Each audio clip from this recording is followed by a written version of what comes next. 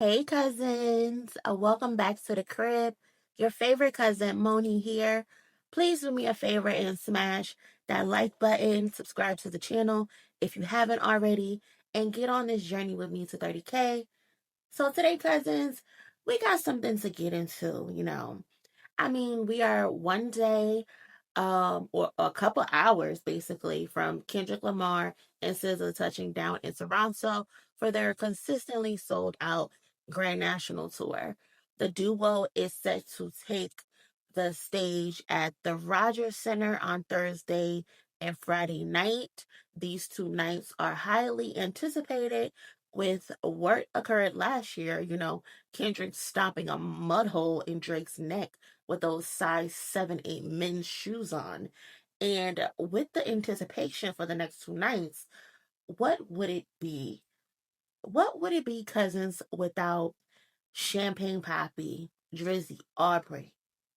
Mister, your breast feels so good against my chest, or whatever he said to that 17-year-old at one time. What would it be without him trying to cause a distraction? He just can't help himself. He has to cause a distraction to a major event that his enemy basically is hosting in his backyard. Because today, cousins, it was announced that Drake will finally be sitting down with the black streamer. Clap it up for him. Woo! What the company man say? 9-second applause. Yeah, Drake is sitting down with a black streamer finally. He's finally gonna go hang out with Kai Cenat. Sorry, academics. You still have to wait.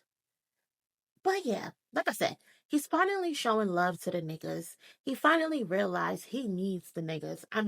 It only took him putting Kai Cenat and other black content creators in a lawsuit that alleges anti-Semitism at that, which is like prejudice, discrimination, or and hatred directed at Jewish people. Yeah, yeah, he put a bunch of black content creators in a lawsuit alleging that them reacting to not like us is them helping spread um anti-Semitism against Jewish people. But what the fuck do I know? No big deal, right? Kai Cenat already feels like black people don't have any culture, so whatever. Who gives a shit? But yeah, like I said, Drake is teaming up with Kai Cenat for a stream on night one of Kendrick's show at the Rogers Center. Like, does he think we will just stop people from going to the store or tuning in on the timeline? Like, it seems every time Kendrick has something going on or there's some type of new paperwork that's dropping, Drake all of a sudden has something that he wants to do, a stream that he wants to go on, a new announcement for something. It's just very fitting. You know what else is fitting? It's just as hilarious as him trying to allegedly move that little festival up the same time the Grand National Tour would be in Toronto. Now, cousins, y'all know me. Y'all know me. I'ma tell y'all, even if it is me. Make your own decisions on what you do or you don't believe. But according to a little birdie, a very reliable source of mine, same source who put me on to a few things, like, most recently being 3 Gatorade commercials. There's another one that's gonna be dropping very soon. But Drake allegedly tried to compete the hopes that his city turn his city would turn down the contract with SZA and Kendrick Lamar and pick him instead and pick his festival instead. That's so crazy to me that he would think Toronto would do that. It's alleged he even tried to get the Blue Jays to take the festival contract in place of Kendrick and SZA. And they said hell no, according to my source. That paperwork was already signed, sealed, and delivered. And if true, you think they are just gonna give up a Kendrick and SZA contract to please your ego? Like, people don't walk around just hoping to please Drake and give him what he wants. You think they're going to give up future contracts and jobs that will help boost and stimulate the economy out there because you lost a little rap battle? That's not how this works. It's not how it works. But I mean I get it. I can understand why you would try. I mean, we already saw how you act with in any other situation. Like, dude has a serious problem and he thinks he can just snap his finger and people will just do what he wants. Again, maybe because he feels this way because he's gotten away with it for so long. Got away with it with other artists' music being suppressed, i.e. Meek Mill, Pusha T, who recently came out saying UMG Def Jam has been censoring him and they demanded a Kendrick feature be changed or removed in order to release their album.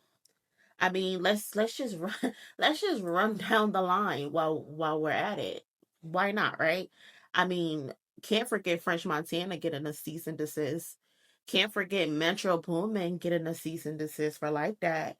We can even take it back further to him threatening to not host the ESPYs. Marcellus Wallace, that's his name, right?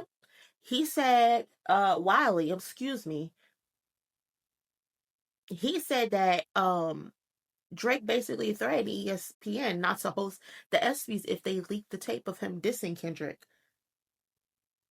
Let's go back even further to him threatening the people at Degrassi that he would leave the show if they didn't write him out of his wheelchair.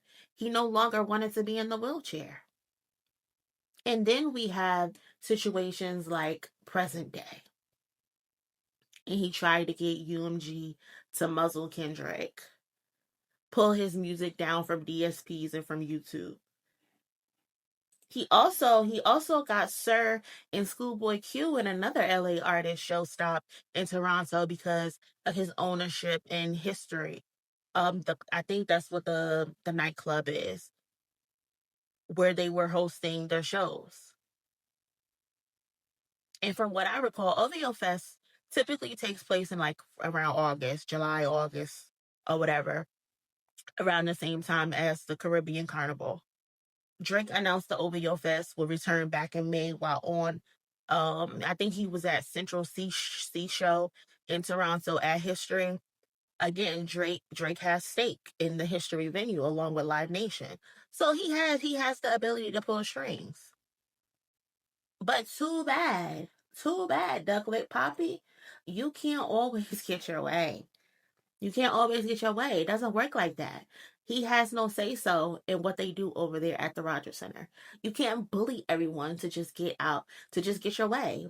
Again, like I said it before, take what you want from this. My thing is, when do you give up and just move on with your life, Drake?